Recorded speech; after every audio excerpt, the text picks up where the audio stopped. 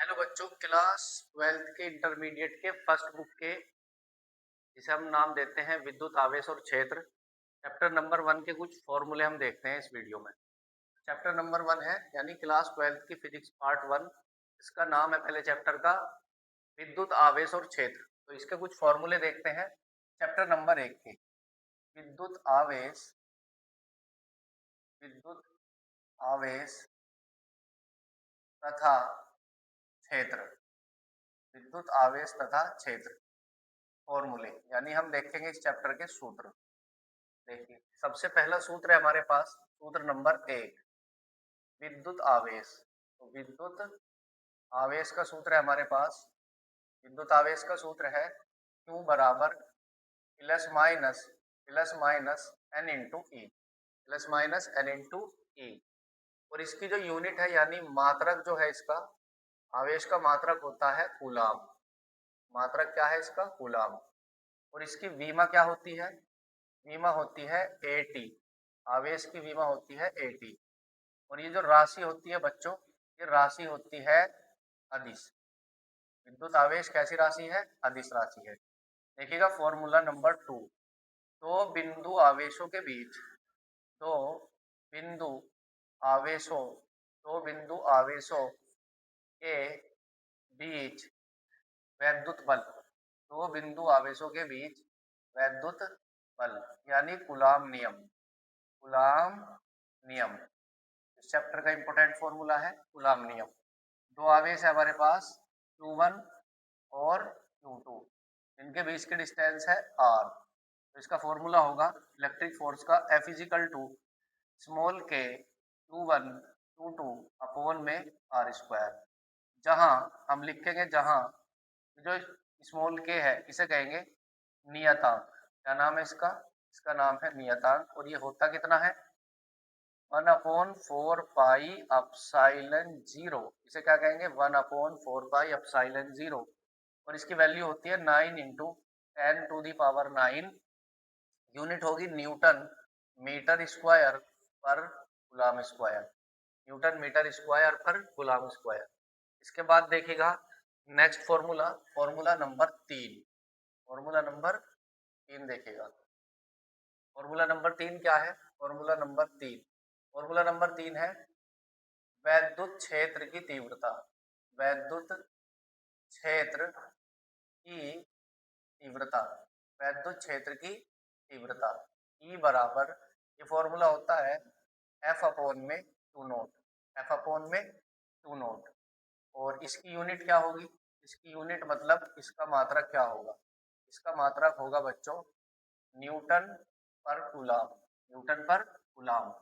और इसकी डायमेंशन देखेंगे तो क्या होगी? न्यूटन यानी फोर्स की डायमेंशन होती है mlt-2 अपॉन में आवेश की विमा होती है at। तो डायमेंशन बन जाएगी हमारे पास mla-1t-3, ये इसकी होगी डायमेंशन। और विद्युत क्षेत्र की तीव्रता जो राशि है, राशि होती है सदिश। ये सदिश राशि होती है। कैसी राशि है? सदिश। देखिएगा फॉर्मूला नंबर 4, फॉर्मूला नंबर 4 है हमारे पास पैरा वैद्युतांक। पैरा वैद्युतांक, फॉर्मूला नंबर 4 है पैरा वैद्युतांक। जिसे हम कहते हैं रिलेटिविटी, परमिटिविटी ऑफ रिलेटिविटी, मतलब कि K बराबर अपसाइलन बटे अपसाइलन जीरो, अपसाइलन बटे अपसाइलन जीरो। इस अपसाइलन को कहते हैं माध्यम की विद्युतशीलता। माध्यम की वैद्युतशीलता, वैद्युतशीलता इसे कहेंगे माध्यम की वैद्युतशीलता। और इस अपसाइलन नोट को कहते हैं निर्वात, निर्वात की, निर्वात की वैद्युतशीलता, निर्वात की वैद्युतशीलता।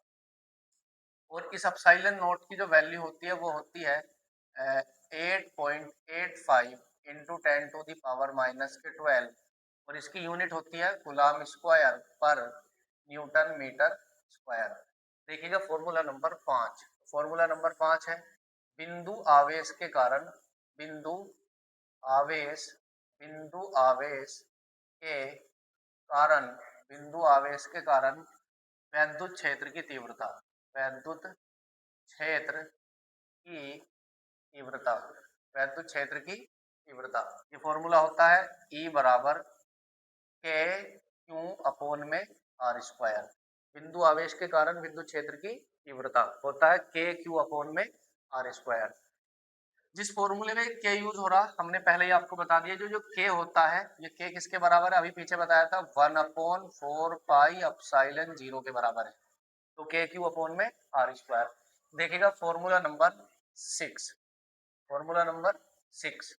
तो छठा फॉर्मूला हमारे पास है वैद्युत द्विध्रुव, वैद्युत द्विध्रुव, वैद्युत द्विध्रुव आघूर्ण। वैद्युत द्विध्रुव आघूर्ण क्या होता है, वैद्युत द्विध्रुव आघूर्ण P बराबर Q इंटू में 12, Q इंटू में 12, यानी द्विध्रुव होता है ना हमारे पास, नेगेटिव चार्ज पॉजिटिव चार्ज, और उनके बीच की डिस्टेंस कितनी है, 12 है। तो द्विध्रुव आघूर्ण होता है कोई से एक चार्ज का परिमाण और उनके बीच की दूरी का गुणनफल। और इसकी जो मात्रक होगा बच्चों, मात्रक होगा इसका कूलाम, कूलाम मीटर।